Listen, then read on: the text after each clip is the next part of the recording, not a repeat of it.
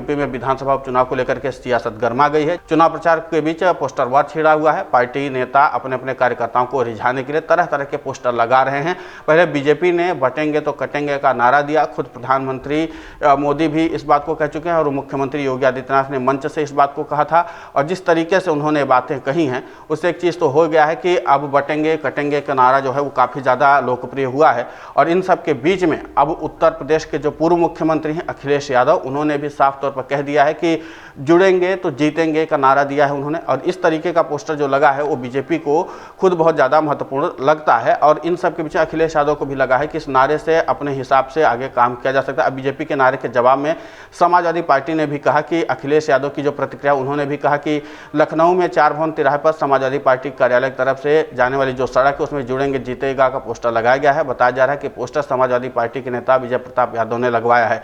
BJP और सपा के poster को एक्स पर शेयर करते हुए अखिलेश यादव ने कहा कि जिनका नजरिया जैसा है उनका नारा भी वैसा है। जुड़ेंगे तो जीतेंगे नारे का मतलब है कि समर्थन करते हुए सकारात्मक राजनीति है, इसका समर्थन किया जाना चाहिए। अखिलेश यादव ने कहा कि समाजवादी पार्टी जो है वो सबको साथ लेकर के चलती, पीडीए का हिस्सा है। पीडीए मतलब पिछड़ा, दलित और अल्पसंख्यक की बात होती है और इसकी सियासत करती है समाजवादी पार्टी। उनका मानना है कि इसको जोड़ने पर ही 2027 की सत्ता हासिल हो सकती है। जब 2027 की बात आती है तो फिर 27 का सत्ताधीश वाला पोस्टर भी याद आता है।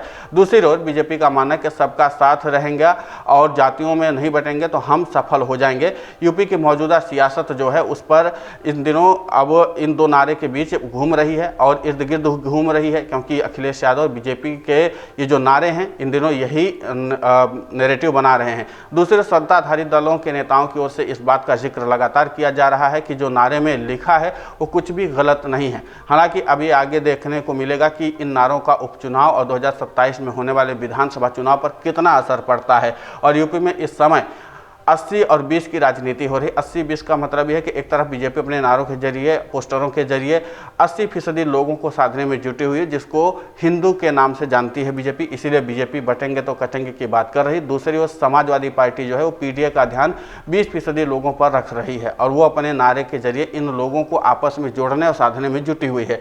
वाराणसी में मुख्यमंत्री योगी आदित्यनाथ के बयान पर कांग्रेस के जो नेता हैं अजय राय, उन्होंने भी निशाने पर लिया। उन्होंने कहा कि बीजेपी तो हमेशा से बांटने का काम करती रही है और उन्होंने कहा कि अब कोई नहीं बट रहा है, न ही लोगों में मतभेद रहा है और ये काम विशेषकर बीजेपी करती है। ये बीजेपी का काम है। विपक्ष और इंडिया गठबंधन जो है और कांग्रेस मजबूती से अपना काम कर रही है। और वहीं कांग्रेस नेता राशिद अल्वी ने भी बीजेपी पर निशाना साधा। उन्होंने कहा कि बीजेपी की मंशा है कि मुसलमानों के खिलाफ कौन कितना जहरीला और खिलाफ बोल सकता है।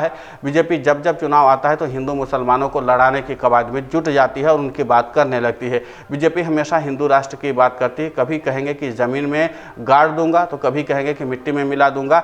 ये सब क्या बात है? क्या कोई मुख्यमंत्री का बयान ऐसा हो सकता है? ये अपने आप में बहुत महत्वपूर्ण बात है। उत्तर प्रदेश की 9 विधानसभा सीटों पर होने वाले उपचुनाव को लेकर के बीजेपी और उप मुख्यमंत्री जो हैं, खासकर जो केशव प्रसाद मौर्य, उन्होंने भी इस तरीके के बयान दिए हैं और मुख्यमंत्री योगी की तरफ से भी एजेंडा सेट कर दिया गया है। बीजेपी हिंदुत्व के मुद्दे पर फ्रंट फुट पर खेल रही है। वहीं पीडीए के फॉर्मूले पर लोकसभा चुनाव में जीत हासिल करने वाले समाजवादी पार्टी के मुखिया अखिलेश यादव अब मुख्यमंत्री के इस चाल को कि जो बटेंगे कटेंगे का नारा है उसकी काट तलाश लिए हैं। यही वजह है कि अखिलेश यादव की पार्टी की तरफ से पोस्टर वॉर शुरू किया गया है। ताज़ा पोस्टर जो है वो ये दावा कर रहा है कि जुड़ेंगे तो जीतेंगे। हमने आपको पहले भी बताया, इससे पहले जो पोस्टर सामने थे उसमें कहा गया था कि पीडीए ने बटेंगे तो कटेंगे के जो नारा था उसका लगातार जो सामंजस्य था उसको जोड़ने की कोशिश कर रही थी।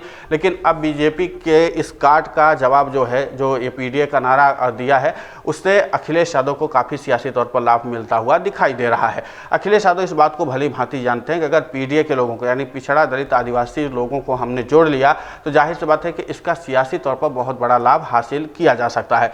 अखिलेश यादव इससे पहले 27 का सत्ताधीश वाला भी कार्यक्रम चल रहा था और उसको भी समाजवादी पार्टी के नेताओं ने बहुत ही मजबूती के साथ उठाया था, उसको प्रचारित किया था।